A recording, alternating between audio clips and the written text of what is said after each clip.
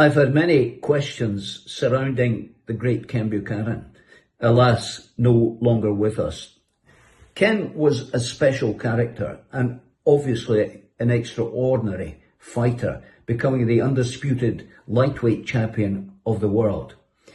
And what made him special was his jab, because very few people in his 69 fights and 61 victories could get past that jab. He had a long reach for a lightweight, and he kept pumping that jab out constantly during every fight in which he participated. And the great thing about that jab, it was hard, it was fast, it was ferocious, but it was relentless. It was almost like the piston in an engine going in and out of the faces of his opponents.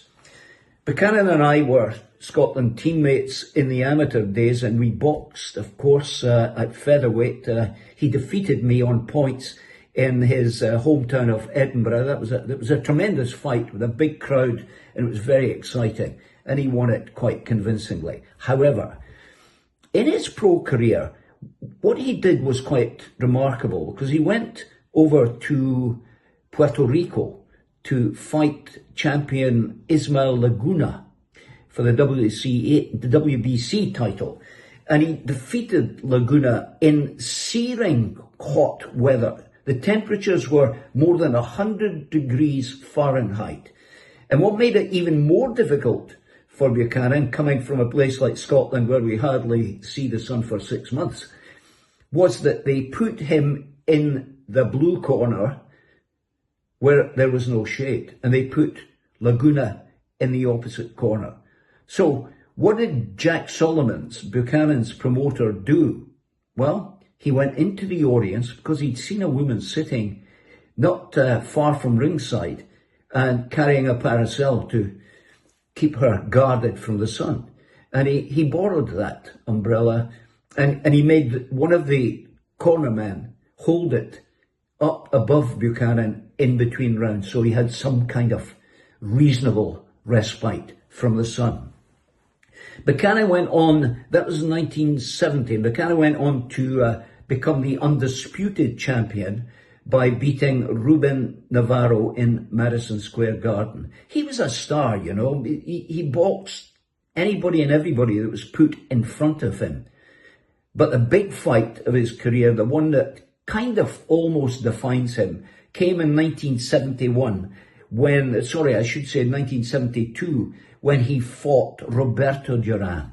Now, Duran was the new kid on the block at that time. What a remarkable and extraordinary fighter he was. 2 hands, hands of stone. He was well named.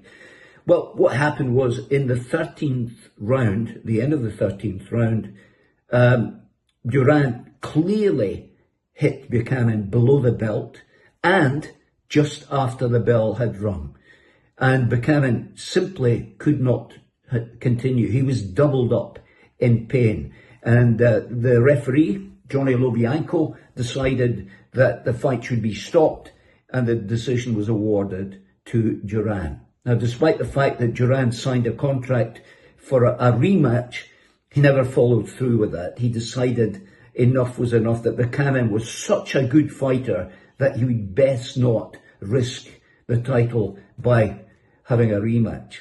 So that was a remarkable Ken Buchanan. He went on to win so many more fights after that one, beating Carlos Ortiz, for example, who had been the world lightweight champion. He beat him in 6 rounds, I think it was. But going back to our earlier days, Buchanan and I were in the Scotland team, which was sent to Bulgaria in 1964, 60 years ago this year. Can you believe that?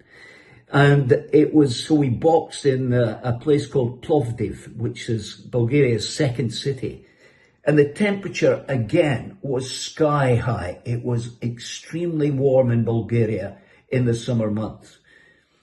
I was going in after Buchanan had beaten his opponent in the featherweight division, and he was coming down the steps of the ring, and I waited at the foot of those steps to make my entrance.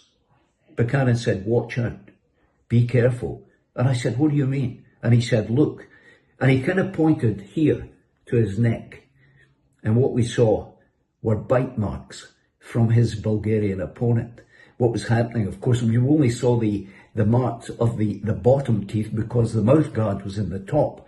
But what was happening was every time they were in a clinch, this guy was bite. He would bite Buchanan. Buchanan would be screaming in agony, protesting to the referee, and the referee would just wave it away as if nothing had happened.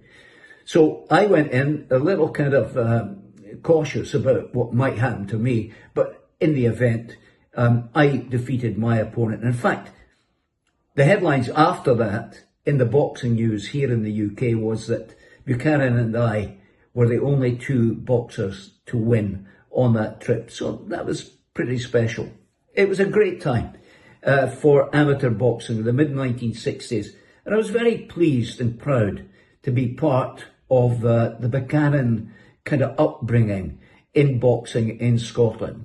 Sadly, Buchanan passed away on April the 1st, 2023. And I'm afraid that his life hit a downward spiral, and he took to alcohol. He was an alcoholic, and in the end there was a bit of dementia there. And worst of all, or partly worst of all, I should say, is that he lost all his money. And that's a kind of recurring theme, isn't it, with many professional boxers.